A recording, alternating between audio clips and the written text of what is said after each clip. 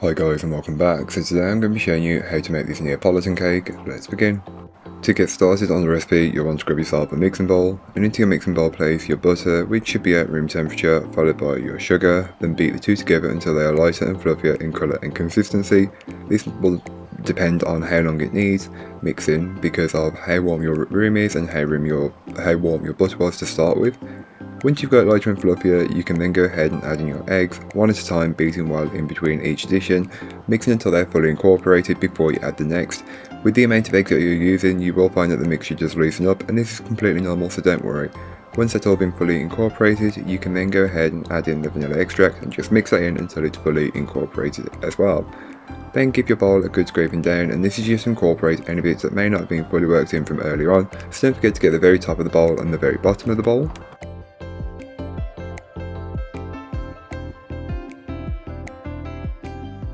So then you can go ahead and add in your dry ingredients, which are just the flour and baking powder, then mix on a low speed to start with, working your way up to a medium-high speed, and once the flour has been fully incorporated, you can then go ahead and give the bowl another scraping down, and this is just to incorporate any bits that may not have been fully worked in from earlier on. So just don't forget to get the very top of the bowl, as you can see where mine is caught, and where it hasn't been fully incorporated, and the very bottom, and then you're good to go. You can then go ahead and divide the cake batter by 3, and you'll want to keep one layer vanilla, so just use that one first. Then into another bowl add 1/3 of the cake mixture and add in some cocoa powder and mix until it's fully incorporated. Then that will make your chocolate cake layer. And then you'll want to do the same with your strawberry by adding some freeze-dried strawberry powder and some homemade strawberry jam, and just mix it in until it's fully incorporated. Then you can separate it into your tin, and then once you've got them all leveled off, you can place them into your preheated oven and bake them up. All that information will be in the blog post, which will be linked down below, so don't forget to check it out if you're interested.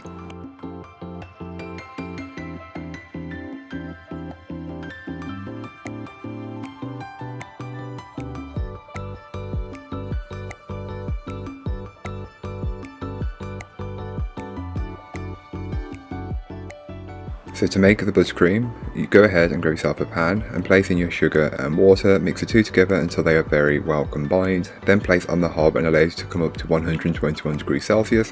While you're waiting for that, you can go ahead and grab a mixing bowl, make sure it's a large mixing bowl, and place in your egg yolks and whole egg, then whisk this on a high speed until the mixture is much lighter and fluffier in colour and consistency. It should look somewhat like this, almost white but not quite there.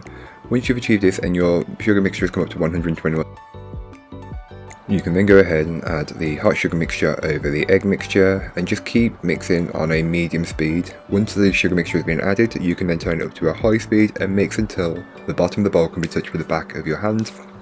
Once you've achieved that, you can then go ahead and add in the butter piece by piece until it's been fully incorporated, giving a little time in between, as you don't want to add all the butter to a hot mix or even a warm mix. Just make sure you add in chunk by chunk and letting it mix in, and it should look somewhat like this. It should be a fairly yellow buttercream, and that's because of the high butter content, and this is completely normal for this recipe, so don't worry. Then to flavour it, add in your vanilla extract. I eyeballed it, but feel free to weigh it up if that's what you want to do best. Once that's been fully incorporated, you're good to go. So don't forget to give the bowl a good scraping down, and this is just to incorporate any bits that may not have been fully worked in from earlier on. So the same as earlier when we were flavouring the cakes, take your buttercream and divide it, flavour some in chocolate and then flavour some in strawberry, and it's the same process of mixing in the cocoa powder and the strawberry, and just mix until it's fully incorporated, set aside until needed a little later on. So for the assembly of the cake, you'll want to grab your plate, board or stand and place a blob of buttercream in the centre. Then place your first layer of cake on. I'm using the chocolate layer, and just press that down to secure it in place. Then pipe a ring of the vanilla buttercream around the outer edge and fill that in with the same buttercream and just spread and level that out until it's consistent. And the better you layer it now, the better it will look later on.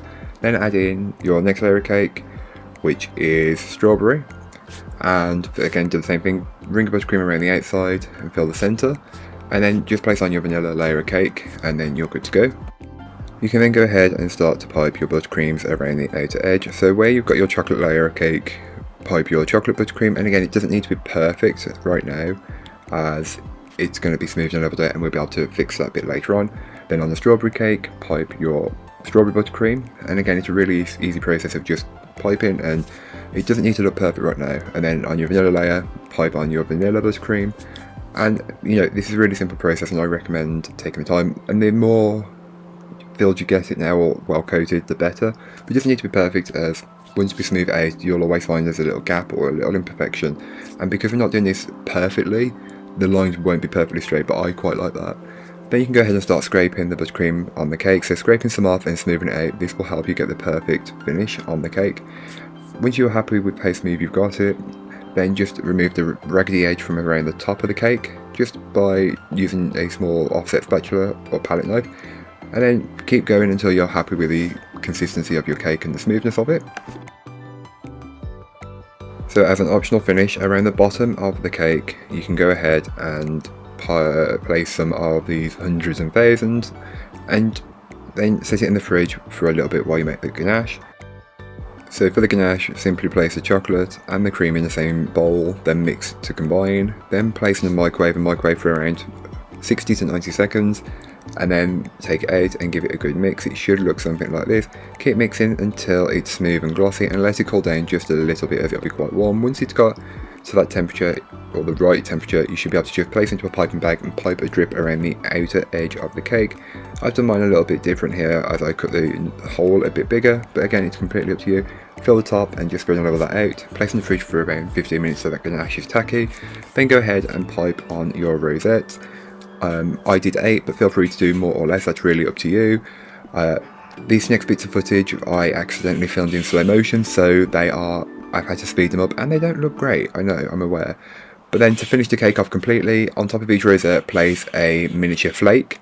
And again, you don't have to do this if you don't want to, but seeing as it's a Neapolitan ice cream cake, inspired cake, I like to add all the finishes. Then add these wafers, and that's all you need to do. But that's all for today. I hope you enjoyed. If you did, don't forget to like, comment and subscribe for more from me, and I'll be back again very soon with another recipe, so join me then. In the meanwhile, don't forget to check out the description. There'll be a link to this recipe, a link to my blog, and links to all my social medias. But that's all for today. I hope you enjoyed. Bye guys.